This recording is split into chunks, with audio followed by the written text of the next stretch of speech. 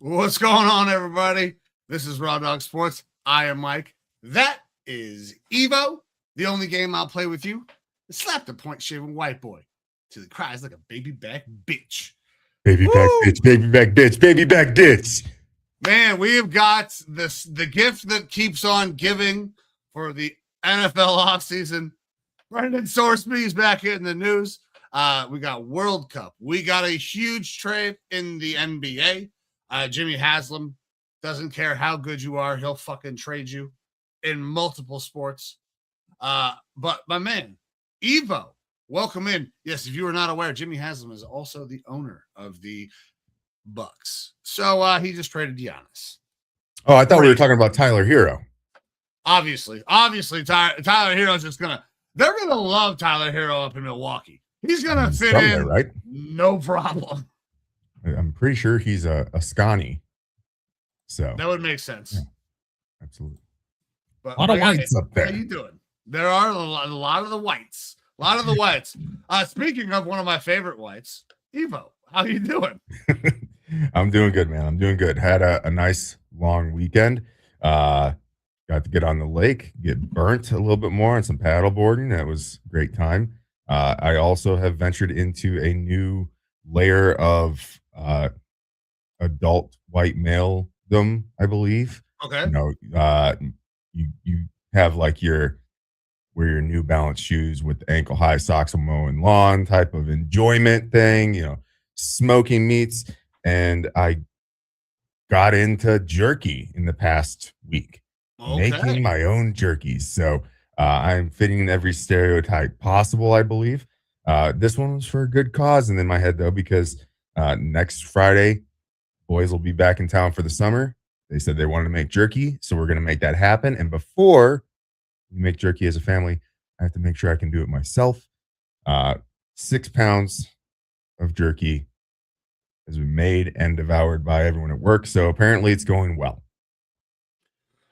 So listen, as somebody who is formerly part of the beef jerky, like making their own beef jerky gang, and not even technically me, producer Amber was really clutch in the making their own jerky thing.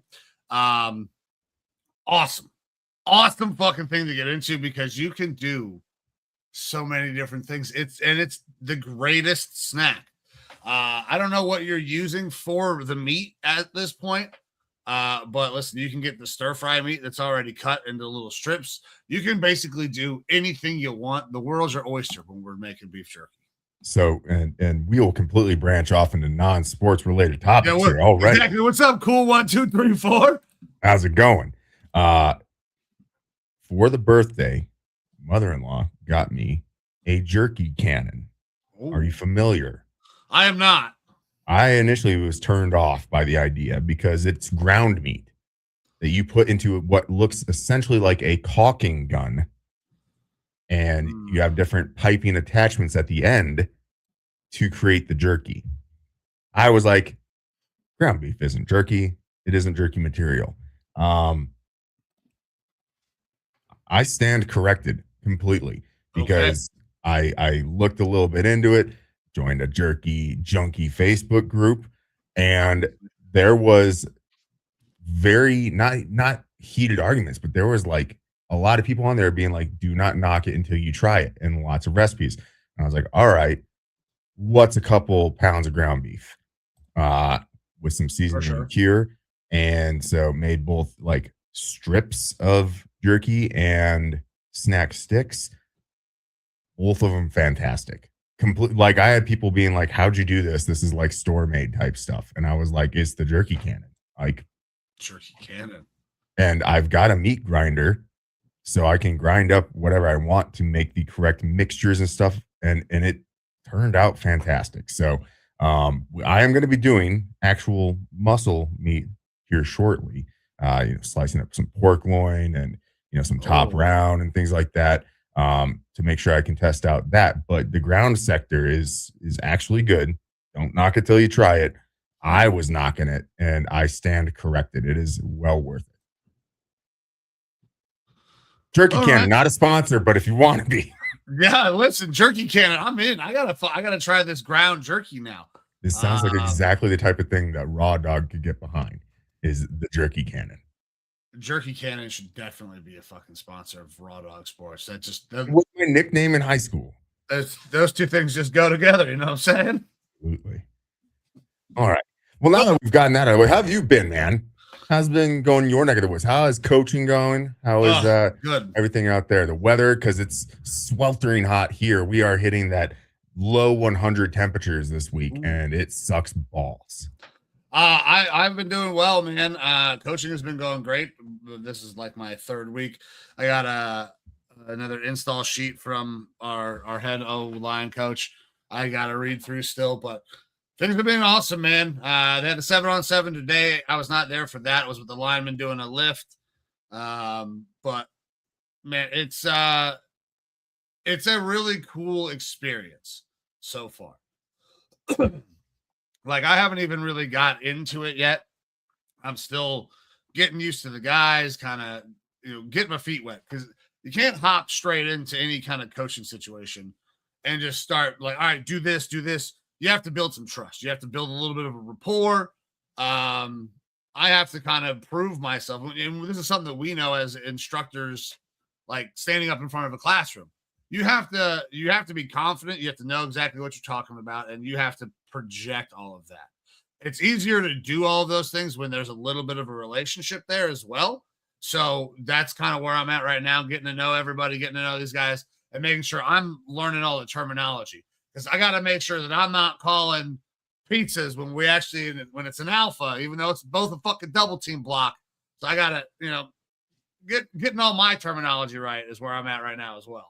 Yeah, it does parlay into so much of our previous life experiences. One, military, your supervisors, you have to have trust and faith in the NCOs ahead of you, as well as when you're in a leadership position.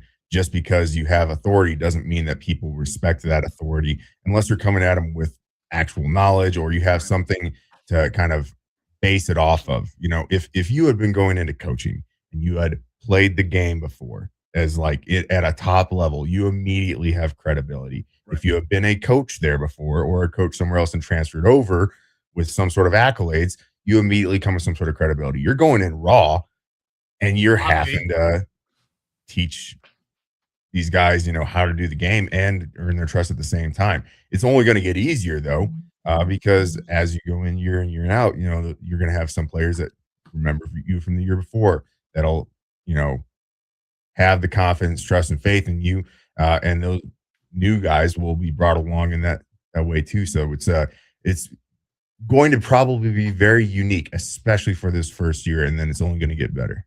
Yeah, it's it'll be fun to kind of document as we go through the season. It's going to be a wild ride. We got a tough schedule. I'm excited to see how it goes, but yeah, it's been a lot of fun, very rewarding so far. We got, I'm not sure, probably like 8 to 12. I'm not sure what that was in reference to, but thanks for hopping in here, the Hidden QB. Appreciate you.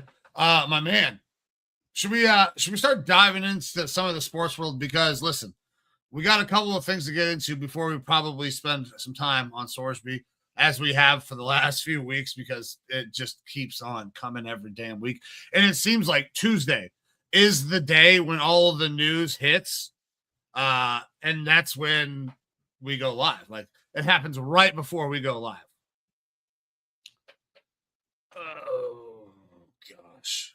We're going to have those, the prediction show a little later on. I don't think it's going to be a winning record. I'll give you that.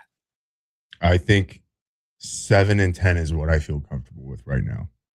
And that's not coming from a Browns fan. I know, most outside entities look at the Browns like They're a complete joke. I'm just looking purely at the roster, and if you're able to get decent quarterback play, it'll work out. Yeah. About But that's still a scary proposition with this quarterback class. You kind of almost want to tank a little bit, but it's a fine line that you got to walk there. Fine line. Yeah, very, very fine line. It's the quarterback situation in Cleveland is very contentious. It's obviously could have gotten a lot more contentious with Sorsby, but that's not a factor anymore. So that's great. Now let's talk about something that did get a little contentious. Our mentions over on fucking Instagram, because we talked about soccer. And by the way, people on Instagram do not think the Americans who know dick about soccer are very funny. They were unhappy with us. Obviously, Paraguay, not that great. Australia, not that great. And in Turkey, pretty sure not that great at soccer either. We should easily get through and, make it to the next round. I don't think either one of us has delusions that we're actually winning this bitch, but our comments over on Instagram, we don't know shit. Also, somebody challenged us to just come play a couple minutes of Aussie Rules football because we're old and fat now. So, dude, wild scenes over on the Instagram. Completely broken. I would love to try to be able to play any sort of a physical contact sport. 100%. The body just, I've been to war too long. My back is broken. I have surgically repaired knee. I can't do this stuff anymore as much as I would love to. Look, it's obvious that we're going to be getting a ton of hate for our comments on soccer. Yeah, all right. Sure. We know that. We know it going into it, and that's perfectly fine. And the point isn't that we know anything about soccer. Nope. It's that we're very patriotic. Correct. We're very patriotic. We're happy for our team. We're happy when our team wins sports that we probably have no business winning. So that's all it is. And look, I will say this about the World Cup. The secondary effects, especially on like TikTok and Instagram, the reels and things like that of Europeans, or it seems specifically like Europeans, but we're getting people from Asia, from South America, from everywhere coming to the US right now for this tournament. And they are getting to experience the United States. Yeah. And it's made me so proud of a lot of fucking things. Like, it started off with them trying our food and everyone being like, what the fuck is brisket? How is this is divine. Like, with our Texas meats and things like that. Oh, yeah. And them lauding over our stadiums and stuff like that makes me proud. But then the other thing, it gets deeper than that, where you have so many people saying, like, I'm from like the UK. The amount of flags that you have over here is insane. It's incredible how patriotic you guys are. They have certain places where they're not allowed to have flags up over there because it is detrimental to their immigrant population or something like that. And they're like, Europe is fucking crazy right now. Absolutely. But like, the people who are just like, I got told, oh, be careful when you go over there. Everyone has guns. Everyone is mean. And then for them to be on social media being like, it's been the exact opposite. Everyone has been so friendly, so interested and happy to have us here. And then they go to Walmart and they're like, Jesus Christ, this is the greatest thing ever. Or Waffle House. And they're like, what the shit is this? And they're enjoying some of our, yes, redneck trashy customs, but also they're like, this is why Americans are the way that they are, because this country is so fucking awesome. And the freedoms you don't understand until you don't have them, which is a unique experience that us and many in our veteran community have, is that we get to experience life without a lot of those freedoms, especially when overseas. And so it makes you respect and love them so much more while you're here. And so to hear people from other countries, other nations come here, get to experience that and completely flip the script and the narrative of what they've been told from media and so on and so forth in other places, and just be like, this place is so amazing, I do not want to leave. It makes me extremely proud of my country. For all the bad things that we have here, we are still fucking amazing. And that's why we're going to be fucking calling it soccer for at least now. And we'll see after we play Turkey, because we're probably going to be resting some guys. So we'll see. Yeah, so we don't have to do anything in that Turkey game. It's completely irrelevant. Get some other guys some minutes. But I want to talk on the touch on some of those points. Yeah, listen, we know diddly dick about soccer, but we are super, super patriotic. And you bring up like all the things that people are getting to experience, like the ranch dressing thing. Motherfuckers should have known about ranch. Stop that, but they're getting stopped at TSA with suitcases full of ranch, trying to go back with ranch. Like, it's dude, y'all should have known about ranch. Like that shit's like, so it's really, really cool. And you brought up like everybody expects here that we're all mean, and that's what the media is kind of portrayed, right? It's all Americans are rude assholes. Now, don't get me wrong, we absolutely can be. We are very boisterous. You can go on the internet and look at our two dumbasses doing it. That's why the Instagram comments were so on fire, because we were being very boisterous because we love this country. But we're all, I think most Americans are pretty nice fucking people because we have a reputation of being assholes, that we actually try to be nice. Now, on the reverse side of that, all the nice people that the foreigners are probably interacting with, those people probably still did have guns on them, but they didn't need to use them. So yeah, that's the thing, is that it's not that we like hate other countries. We just really love ours. Correct. And it's not that we want to hate you, but if we have to, we fucking will. I hate Turkey personally, but that's because I have heard a story. I've heard a story about somebody that wasn't me that maybe got detained in a Turkish jail, and we'll tell that story another time. Oh, I've heard it, but this is a different one for the internet. Yeah, for sure. Yeah. So I have no qualms with Turkey. Maybe Turkey can help me out. I would love for Turkey to give me some new fucking hair. Yeah. Some hair would be, dude. You're like super bald. I appreciate how because I shaved my head. Keep it. Yeah, but no, it's not. It's not. Your maintenance not right now. No. You just can't tell. I don't have a high definition camera going right now. It still grows in all right. I just am getting way ahead of the curve because it is a precipitous fall off. Understood. You're getting out in front of it. Yeah. You're embracing the ball. I fucking hate it. I'm not embracing it. I'm just getting out ahead of it. All right. Let's get off it. Actually, one more thing. Messi, incredible. World Cup, I believe, set the record for the most goals in World Cup history. That makes you probably the greatest soccer player of all time. If they could win this goddamn thing, Messi's a dog. Anytime that you could watch him, you should, because he's electrifying. I don't know if you caught any of the World Cup games, but that his second goal for Messi, where he passes it up. I don't even know what the fuck all of the terminology is.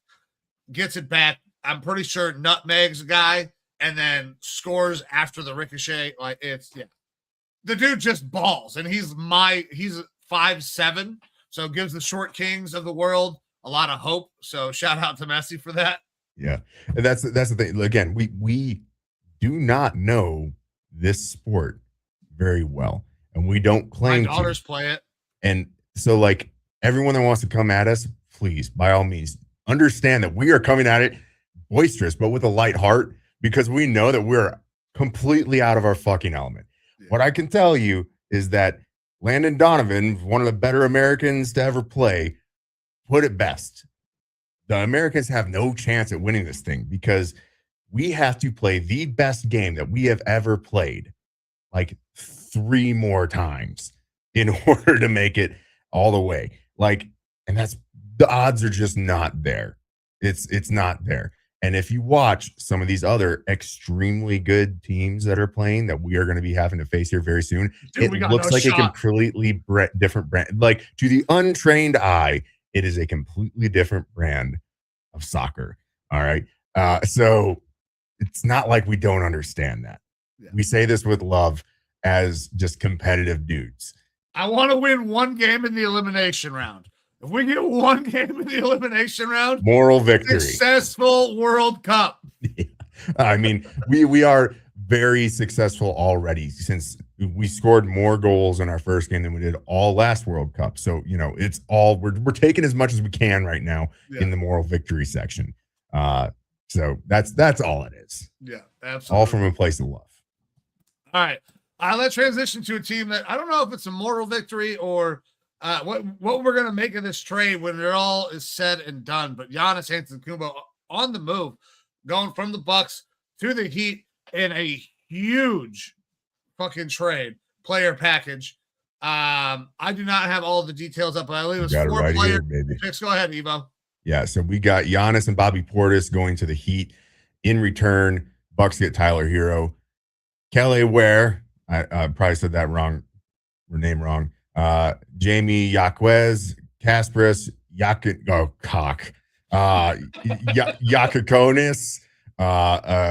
the 13th overall pick, 2 unprotected first-round picks in 31 and 33, and a pick swap in 2030, along with a 2033 second-round pick.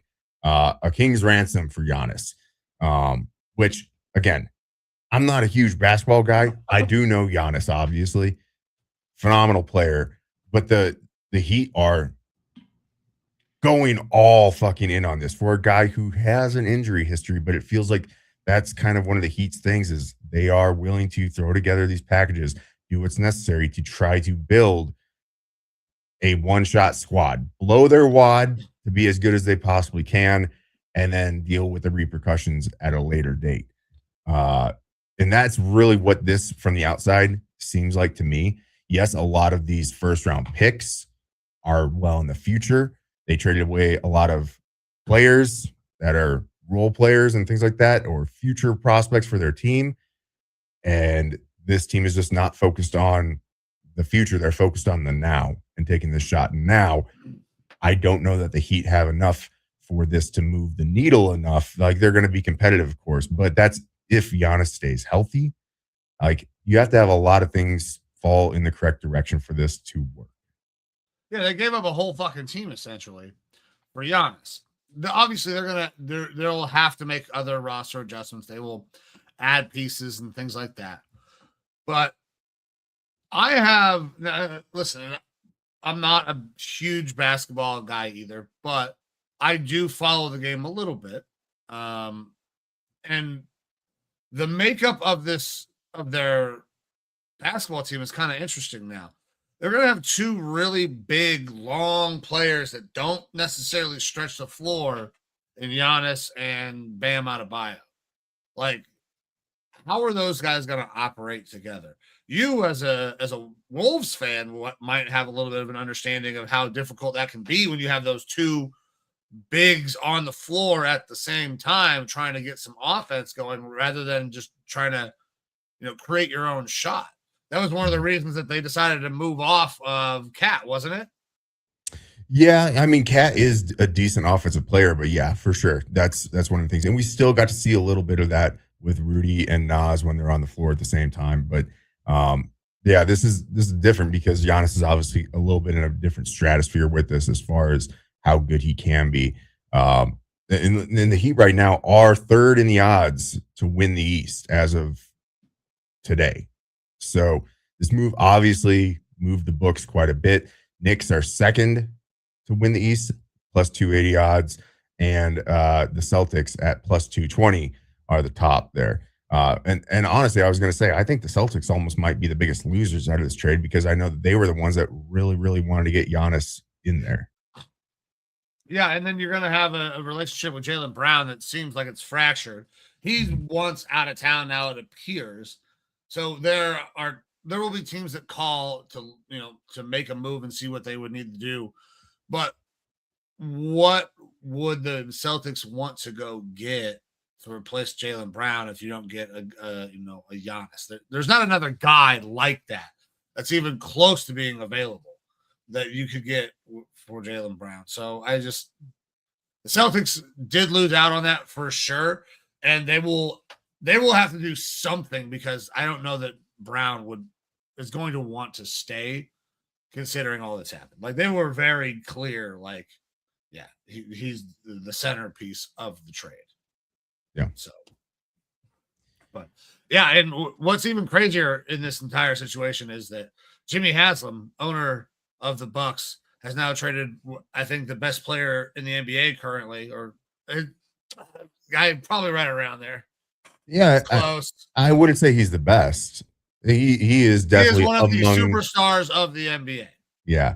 That's recently had a conversation about NBA superstars. I would put Giannis within the top 10 players in the league, and he's absolutely a superstar when healthy. That's one of the big concerns there. Again, is he's got to be healthy.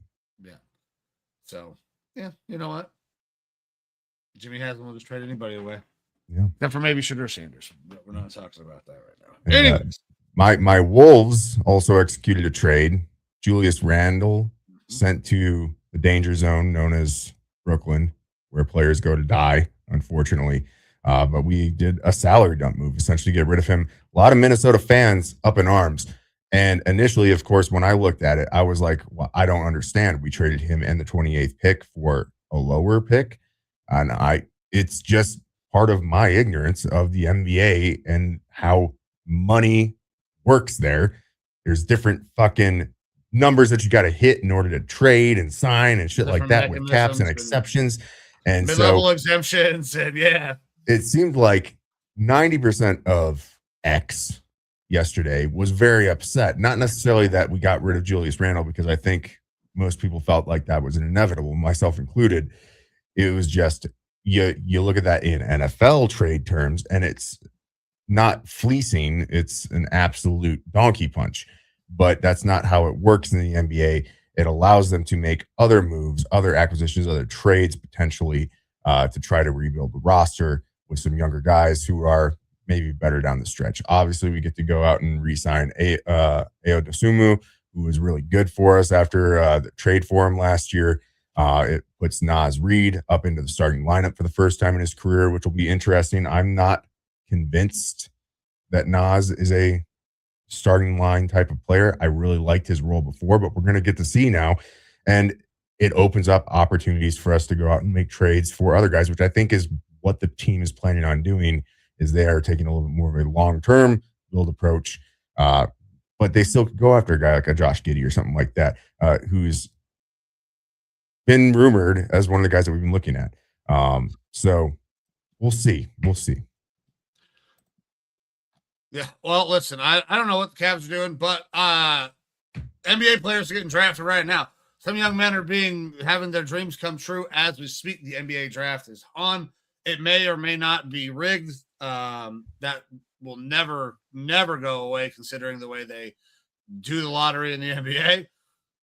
But let's get off of basketball, because I'm ready to talk about Sorsby, man, because Jesus, the conversation about this kid changes every week, and it seems like for the last few weeks it has done nothing but get worse and get worse. Now, unless you have something that you want to talk about before we get on the Sorsby, I'm here for it, because I feel like we'll go with Sorsby and then probably wrap this thing up. Yeah, I'm good with getting into Sorsby.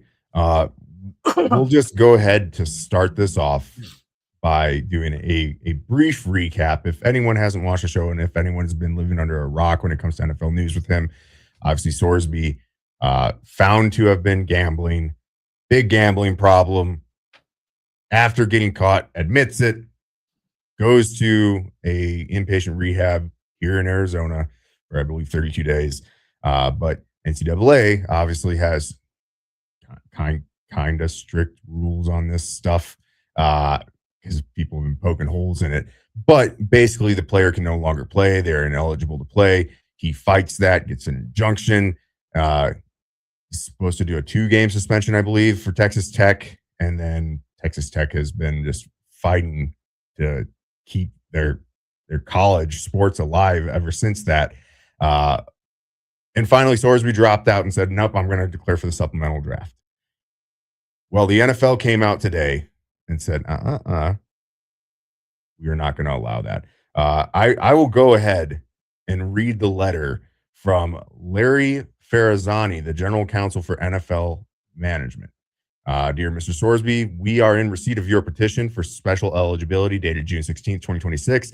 As announced earlier today, the league has elected to not conduct a supplemental draft this year. Under our collective bargaining agreement, the league retains sole discretion to determine whether it is appropriate to conduct a supplemental draft in any given year. The league has not conducted such a draft for several years, and prior to your submission, the league had no plans to do so this year, as no other players has sought this entry. Your petition, filed 3 business days before the deadline without any supporting information or documentation, and only after abandoning your recent litigation efforts to avoid NCAA sanctions, does not provide a basis for the league to alter those plans. The issues presented in your petition are too significant and too closely tied to the league's core integrity interests to permit meaningful review within the timeline presented. The sole reasons identified in your petition for seeking entry into the supplemental draft are that you have been declared ineligible by the NCAA, have exhausted all of your avenues to continue in the NCAA, and that you want to now play in the NFL. The petition provides no information regarding the basis for or timing of the NCAA's decision. Public sources, however, indicate that in May of 2026, the NCAA issued a determination declaring you permanently ineligible from participating in college athletics based on a sustained pattern of improper gambling activity during your collegiate career at 3 different universities. The league does not have the complete record of the NCAA's investigation, and you did not provide any such materials with your petition. Available information nonetheless indicates that over the course of your collegiate career, you knowingly engaged in repeated and significant violations of NCAA rules designed to preserve the integrity of athletic competition. Reported conduct includes placing wagers on your own team and teammates, and to avoid detection, establishing or funding accounts in the names of intermediaries who placed bets on your behalf. There are also reports that you may have violated state criminal law. Your petition does not address these matters, nor does it demonstrate your accountability for your conduct or indicate whether or how you would adhere to the league's rules and policies governing integrity of competition. Instead, after receiving notice of the NCAA's decision, rescinding your college eligibility in May, you sought to avoid the consequences of that determination through litigation rather than accepting the responsibility of your actions. And you pursued entry into the NFL only after abandoning those efforts. As Commissioner Goodell has emphasized, participation in the NFL is a privilege that carries with it significant responsibilities, including accountability. By all accounts, you are a talented player with potential for future success. We encourage you to focus on preparing for possible entry into the NFL through the 2027 annual draft.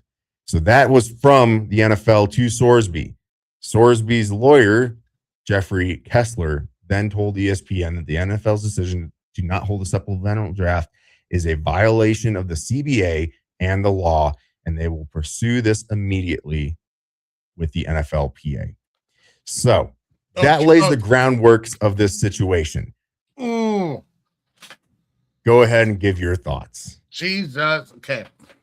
This kid can't get out of his own fucking way, and his lawyer's not doing him any goddamn favors.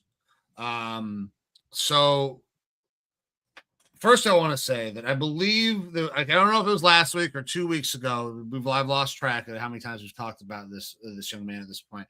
But I know that there was a very good-looking gentleman on this show, bearing a striking resemblance to fucking me, that said there's a chance that the NFL could just Colin Kaepernick his ass and say, you know what? No, we're not going to let you in. We're not going to draft you. And there's not really shit you can do about it, because guess what? He's not part of the collective bargaining agreement because he's not in the fucking NFL. I literally made this exact point a couple of weeks ago, I think. There is no way that his lawyer can read that letter where they're basically saying your litigious behavior has made it so that we do not think that you have taken any responsibility for your actions whatsoever. And your response is, let's go do more litigation. His lawyer's a fucking idiot. And Sorsby is probably not getting into the NFL next year either. And if he does, it'll be at the ass end at the draft. because that letter basically says we are worried that you will ruin the integrity of the Shield. We don't think that you've taken any kind of accountability. And also, basically, they called him out for being a bitch and running from the punishment that the NCAA was handing down. Like, they did not hold back at all. I am incredibly happy that the NCAA, the NFL sent down this harsh of a letter, this kind of fucking admonishment of what happened, because at no point has he shown any remorse or accountability for his actions. I understand he went to rehab. Okay, cool. That's not taking responsibility for all the shit that you did beforehand. That's you trying to fix the problem so you don't do it again. That's not fucking accountability. So good on the NFL for making this happen this way. I do not feel bad for him in the slightest bit. Go ahead, brother. I will intentionally, because we share a lot of the same viewpoints here on things, I'll intentionally take a little bit more of a contrarian view. Okay. Much like one of our new shows that we kind of do, part of Raw Dog Sports, Hater or Homer, where we look at both sides of this and try to find our way to the middle and where things are supposed to be. I'll echo a little bit of someone who I look up to, respect in the sports world, and Thor Nystrom, who covers Minnesota Vikings for Score North Purple Daily. He said he has mixed opinions on the Sorsby decision. The football world can no longer enforce simple rules and turn Sorsby into the cautionary tale, proving that there is still a line and may save others. But the NFL's Morality Police Act is a bit rich. He applied in time, and they should let the 32 other teams rebuke him if they so see fit.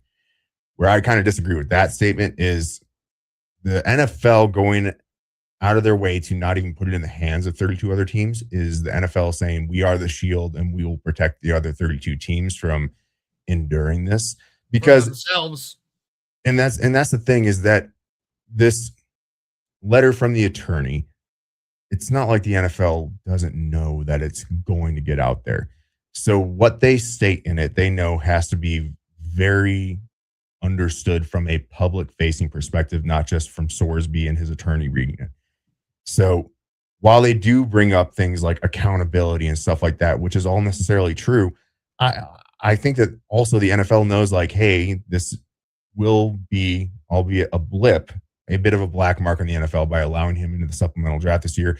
And just another thing to push through the media cycle of, NFL doesn't really care about these things. They just want players on the field.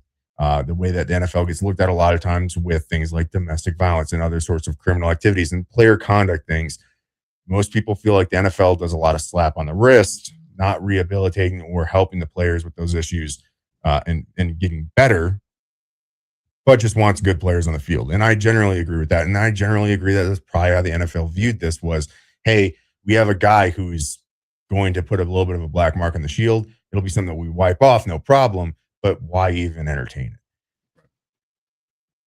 Another place that I'll push back is I wouldn't necessarily say that the lawyer is at fault, because he's doing his job. He's fighting for his client.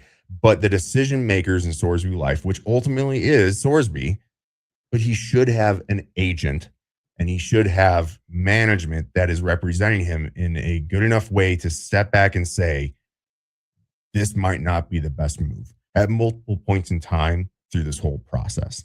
And that avenue could have failed him.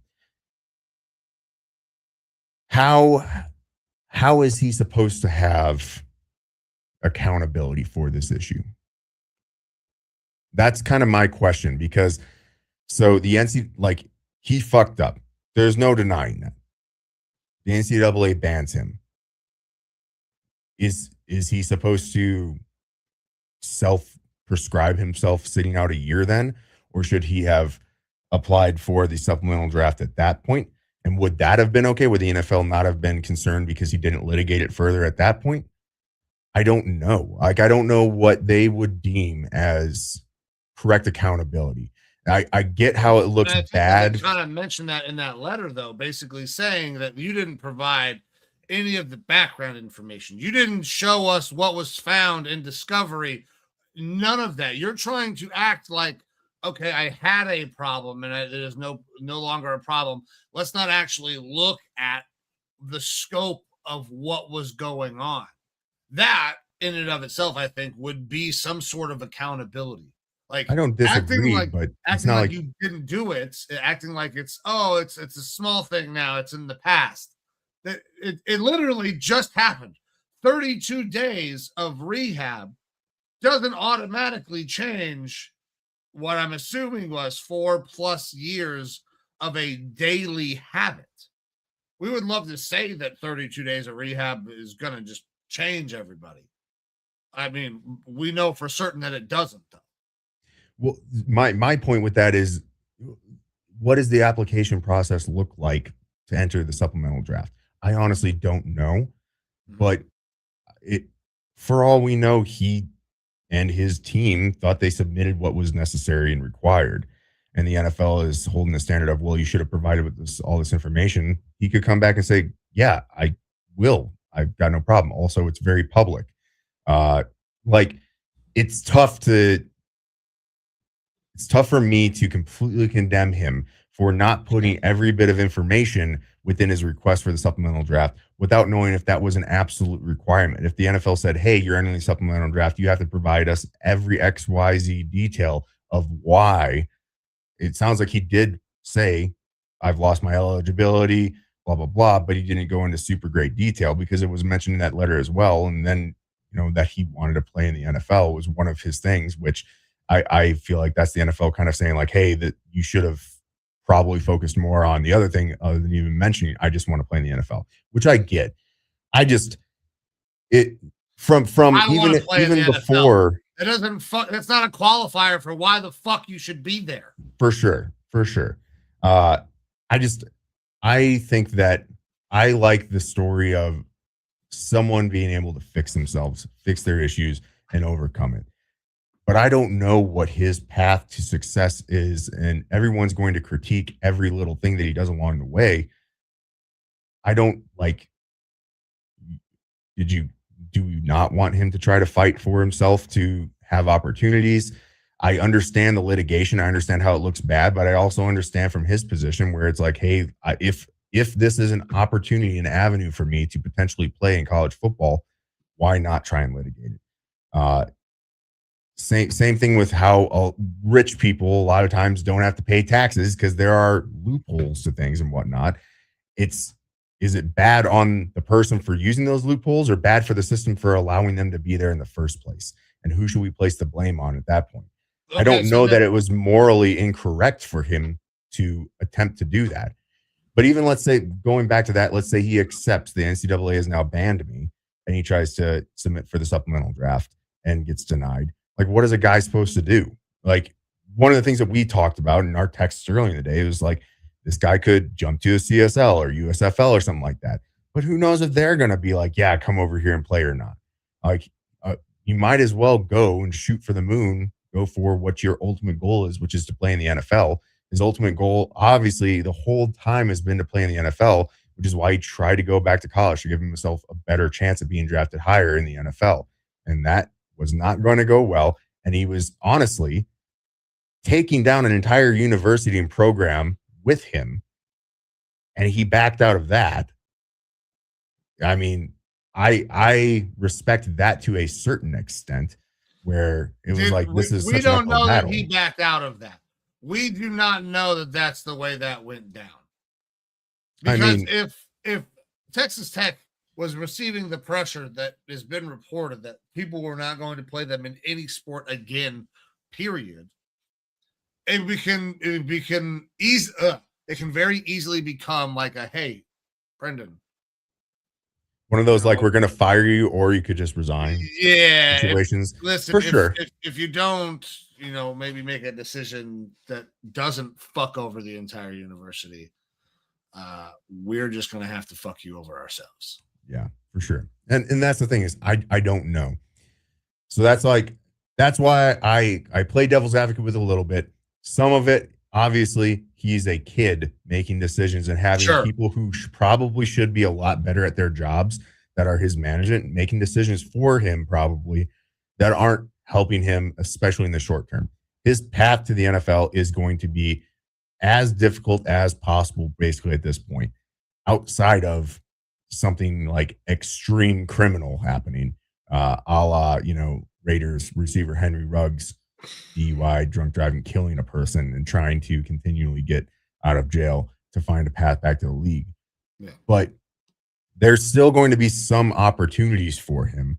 I do think USFL or CFL, he's probably going to get an opportunity to play in those leagues because they can't be as picky and choosy with who they let come play their game. And he's going to have a very good year. He's going to have to show that he is best quarterback in this league, essentially, in order to get looked at in this draft. I do think that in 27, unless this Sorsby saga continues, which it's obviously going to, but if it continues down a much more negative path, the tarnish on him is going to be so great that teams are going to get to the point that they don't want to touch it with a 10-foot pole. And that's kind of where I think we're getting to. And that's why the whole litigating thing, because he was ruled ineligible and asked for an injunction, right? Mm-hmm. They had to bring in a whole other ass judge to make him eligible. At that point right there, you've got to know what you're doing is probably not the right fucking thing. You're trying to exert your influence to get what you shouldn't probably be getting right now, getting that opportunity.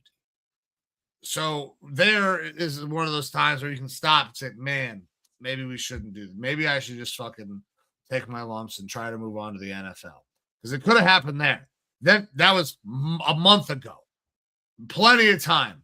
Now, I'm not saying the NFL still lets him in, because I think very much so they are blackballing him right now.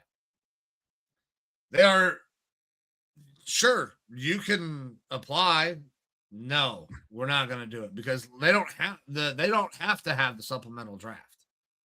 The NFL, Roger Goodell says it. I think it was brought up in the letter. Like, it is a fucking privilege to play in the NFL. You don't have the right to play in the NFL. Like, you don't, motherfuckers, if you got $1 billion, if you had Elon Musk walks into the NFL offices and says, I want to buy a franchise. Guess what? They're going to tell him to go fuck off. You got no shot at ever owning one of these. Doesn't matter how much money you got. You're talking to the richest man out there. He'll just buy the fucking NFL. No, he can't. That's the thing.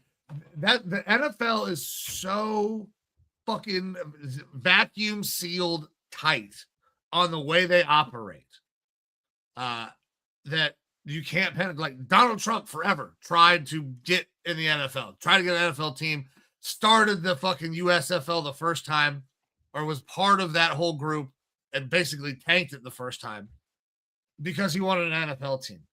It is a group of good old boys. If you're not their kind of people, they don't let you in. If you can't help them win, they don't let you in. If you make me look bad, we won't let you in. And there's nothing that you can fucking do about it. There is one man right now that is penetrating the NFL, as you put it. That's my boy, Brian Flores. Yeah, that's true. And the NFL is shitting their fucking pants. Yeah. It's look, the Sorsby saga is not over. I am going to be interested in watching what his next career move is going to be, not the legal side of it, because I think that this is probably going to very quickly get shot down because, like it's been brought up, I don't think that the NFLPA has any jurisdiction over him because he's not in it. A player that was registered for the 26 draft. They're not holding the supplemental draft. The NFL doesn't, like they said, they don't have to hold a supplemental draft. They can, but they decided not to. And so I don't know that the NFLPA, no matter which way they feel about it, has any say in the matter because he's not part of the Players Association, which is a union. Like, at what point can college players join the NFLPA? They have to be fucking in the league. Right. So, and I don't know how it's, illegal like it was brought up because, again, it's a privilege, and there's a process to be eligible to be able to play in the league. So I think that's going to get shot down pretty darn quick. And it might be once they have a conversation with the PA that they're like, why'd you bring us into this? Like we are not the same right now, maybe in the future. And that's, look, Sorsby, by most accounts, looking at the 27 draft, was somewhere between like the 6th and 9th quarterback coming out in that draft class. Not a first round pick at this point. If he had a good college season, obviously that could change. But, that's in next year's class, which is a really good class. He was going to probably be middle of the pack, somewhere between rounds 2 and 4. Now he drops. At worst, he'll be a UDFA.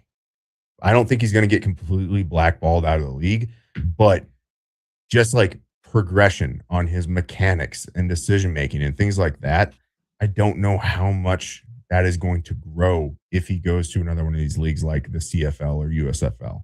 That's the only one who's got a shot. The USFL has some coaches that were actually in the NFL, so they're gonna have connections with guys in the NFL. He's gonna have to go to one of those places with a very well connected coach to guys in the NFL who can say all the nice things about him. He's in the building all the time. He's a worker. He fucking studies. He all of those things. He has to be perfect. He stayed on the tracks with everything. Like he has to be perfect. He's gonna have to have a outside paid for quarterback coach who's working with him, because those seasons for those leagues are shorter. He's gonna have to have someone working with him full time, basically through the season as well, that is preparing him for the 27 draft class. But that's the thing, is he goes into one of those supplementary leagues, one of those professional but obviously lower tiered leagues, and he is going to have to be the best, because you don't see guys out there in those leagues coming to the NFL very often. And if they do, they are 4th string quarterback type guys. And they're coming without baggage. Right. You get players that go there for other positions and then end up doing well in the NFL. I have one on my team right now in Jalen Redmond, who is outstanding. But it's different with the quarterback position, because those guys are already, before they ever make it to those other leagues, are so dissected and looked at. And if the NFL thinks that they have any sort of shot, then they're going to be a part of an NFL roster, whether it's on the practice squad or otherwise. Sorsby is going to have to now go through all this other scrutiny, all this off the field stuff. And he's going to have to show that A, that is in his past, and B, that he is like the best in that league in order to get a shot to be a late round draft pick. So it's cost him a lot of money. And that's part of the thing, is that he's going to be living off of the $5-something million or more that he got in NIL money from Texas Tech to either litigate this shit out or try to boost his career as much as possible in the meantime with good coaching and things like that, in order to be prepared for the upcoming 2027 draft class. Now, you got to go to the NFL Combine this last year. Did. How fucking cool would it be if Sorsby gets invited? He's not getting invited to the Combine. I mean, bro, okay, listen. So I guess I have some questions if that is the case. Can he go to the USFL, which is then a semi-professional league, and then go to the Combine, which is for the amateur players from college? Are they going to create some sort of rule where it's supposed to be for amateurs? I don't know. Listen, there's a lot of nuance to all of that. If he is good enough in one of these, he's got to find a place to play first. Like, where there's so many what ifs to where this could all go.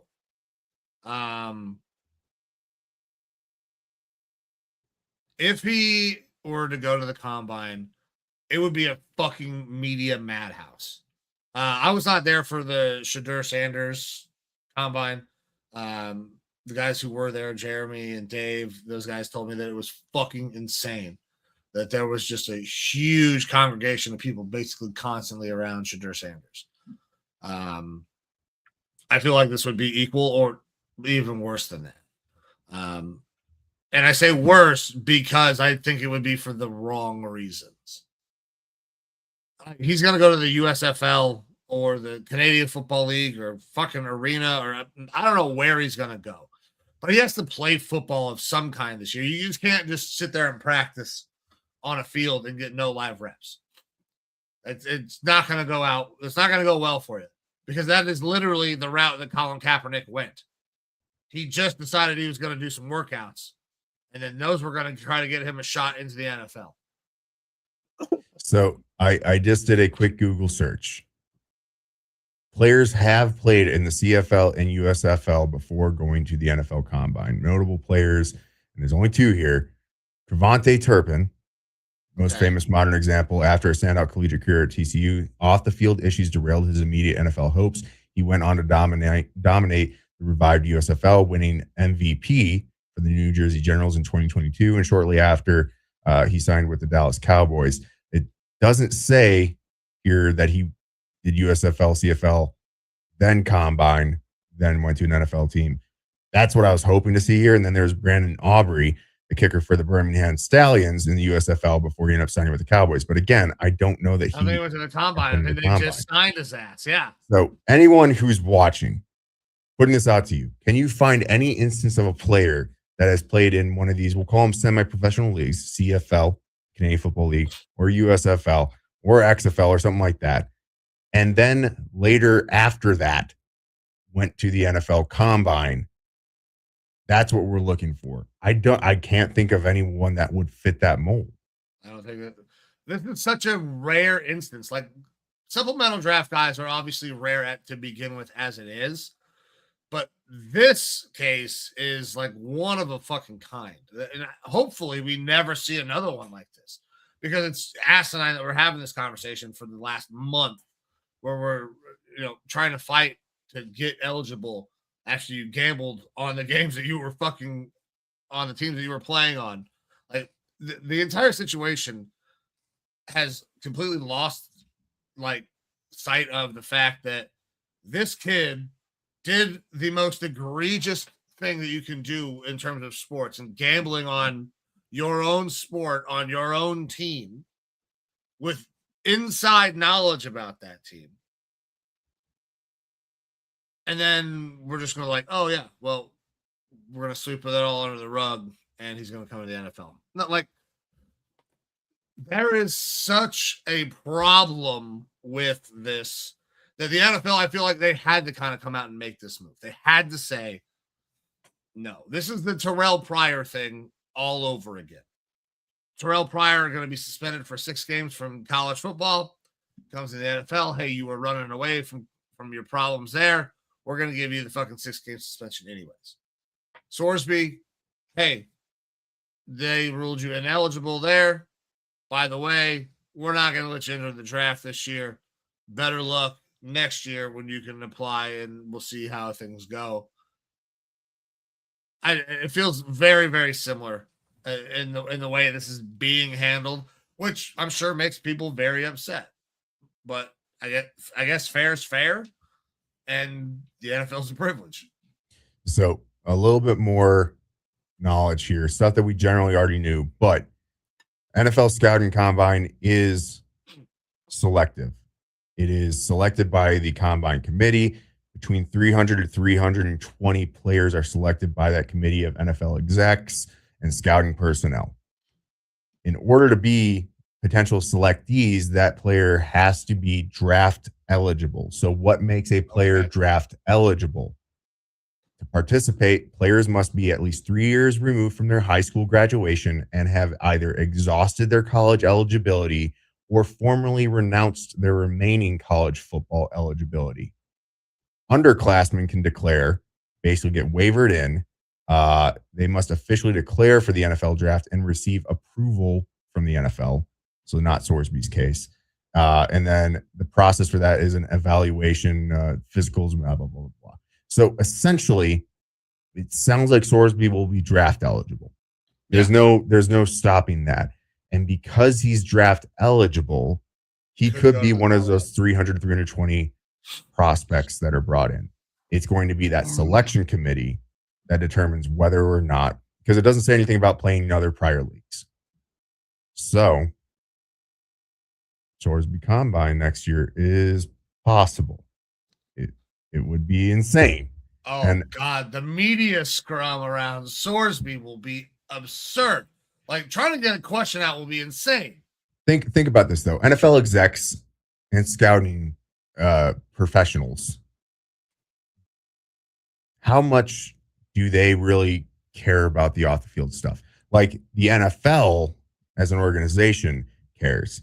But at the end of the day, teams want players who will make them win a Super Bowl. They're willing to overlook the worst of the worst things, as we know, to get an opportunity to say, hey, this guy who was being talked about if he went in the supplemental draft as being as high as a second-round pick. Now, I think that's still rich, but as high as a second-round pick, that talent was there right now.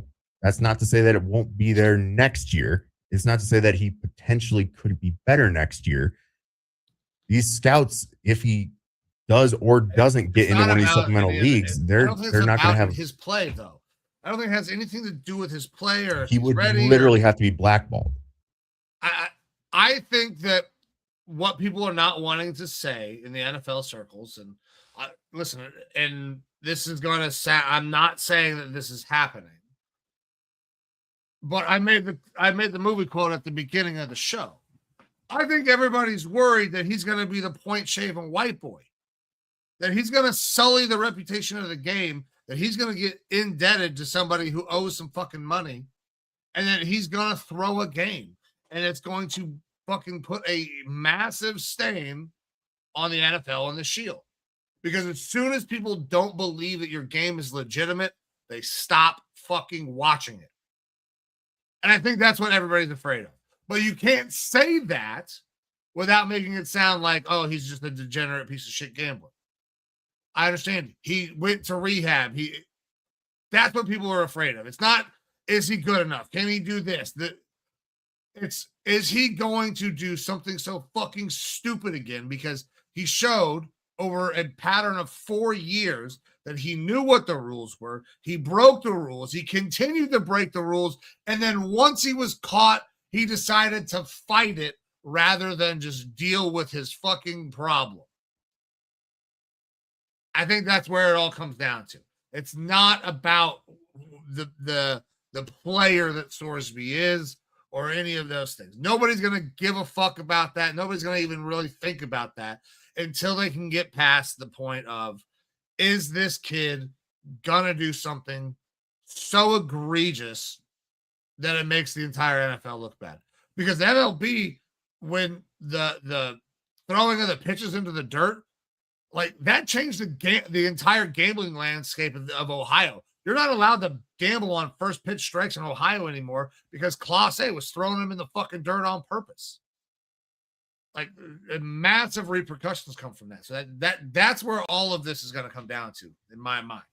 I think that that's absolutely possible. I think that the teams in NFL are going to know that he is going to have such a clamp down on it, monitoring his activity, to not even allow that to potentially be a thing that happens, that it, like, people will worry about him gambling and a gambling addiction or something like that, but I don't know that they'll be worried so much about him gambling on the NFL because of how strict, like everybody in the league is going to have an eye on him, watching for anything that even looks like a semblance of that.